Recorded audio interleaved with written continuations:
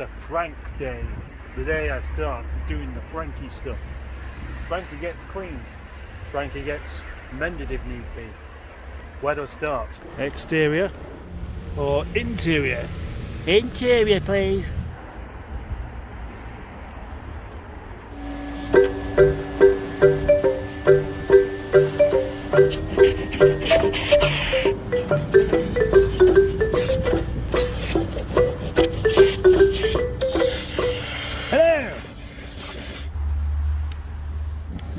That's a quick vacuum job, and I mean quick because it's cold out here. This look 10 times better than it did before, maybe even 11 times better, perhaps 9 actually. Next I'm going to clean up the exterior, but actually I want to find out what this cable is for, because if it's something important then you know it needs to stay. But at the moment it just looks like a snake trying to escape out the dashboard. So that's the other end of it. This pluggy device here, it just comes through to a fuse box and then straight to the battery. Well, the horn doesn't work and I can't find a horn anywhere. That means I'm going to have to fit one. I still haven't got to the bottom of what this white snake's all about. Maybe this car should be driven by David Coverdale. And another rather odd thing I'll point out just before I start washing this, the wheels, the Honda Prelude wheels, not actually a matching set, so that's not really going to help the aesthetics of this car particularly. Being undersized is one thing, but not matching something else.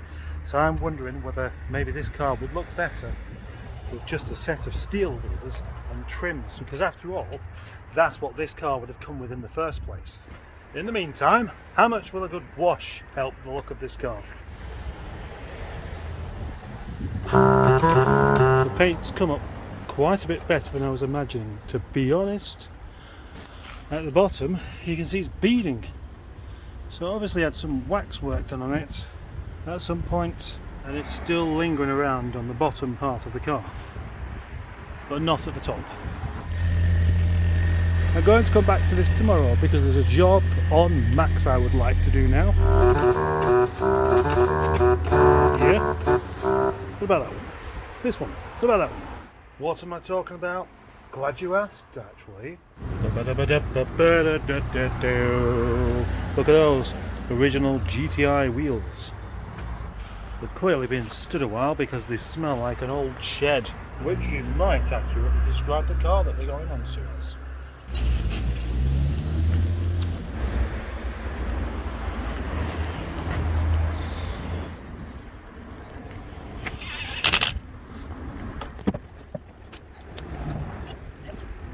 Do the wheels improve the car? That's the question.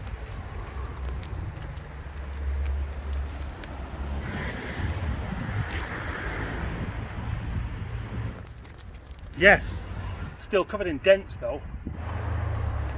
Being scabby and a bit battered all over the place isn't going to stop me from taking care of some of these horrid grubby bits. Slightly cleaner.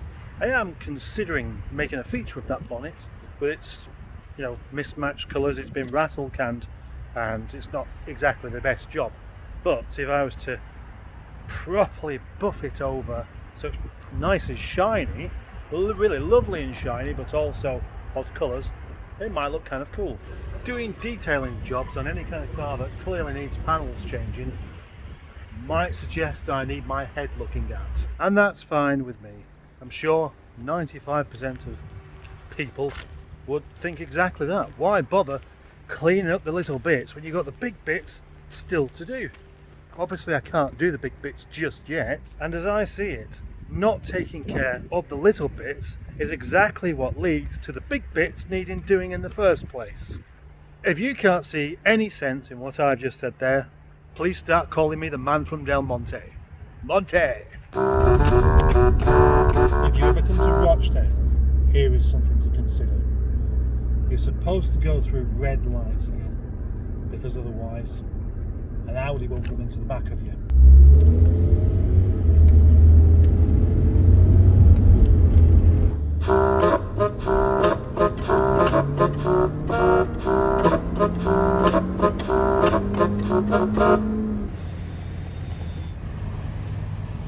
I hope that jack's gonna keep that door in place because it's well windy and I don't want any damage. I'm about to take out for a drive this Project Frank. I want to see what it's like, how it drives. I want to get an idea of how saleable the car actually is, and that's the way to find out. If only I hadn't started making myself a cup of tea, I could be driving this car right now, but instead I'm walking around trying to sort the angle out so you can see me and the car at the same time. Just never tried before. Quite effective actually.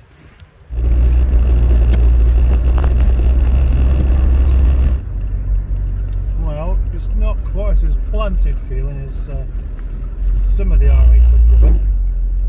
Maybe that's just because of the tyres being the wrong size. All that vibration doesn't really help. Vibration off the trim somewhere. Just a bit unpleasant.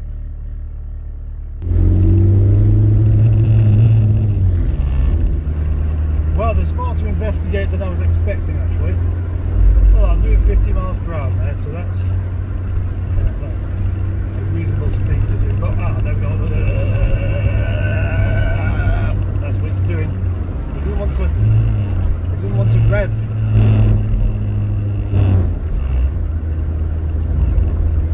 Yes, it doesn't. It doesn't want to rev beyond very far at all, actually, come to think of it. Because the warmer it gets, the slower it wants to go.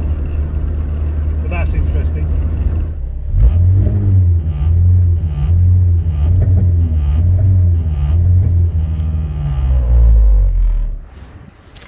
That smell of unburnt petrol takes me back.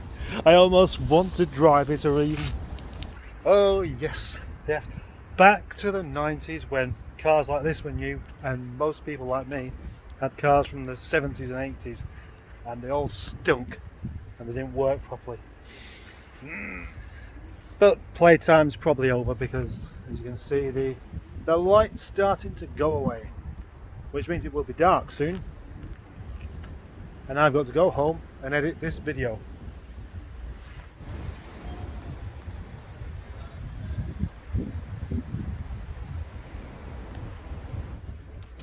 Amongst all the other things I really enjoy, cloud formations is another one. So there we have it. Bridges, beer, curry, cheese, old cars, big things, trains, cloud formations, and people who are nice.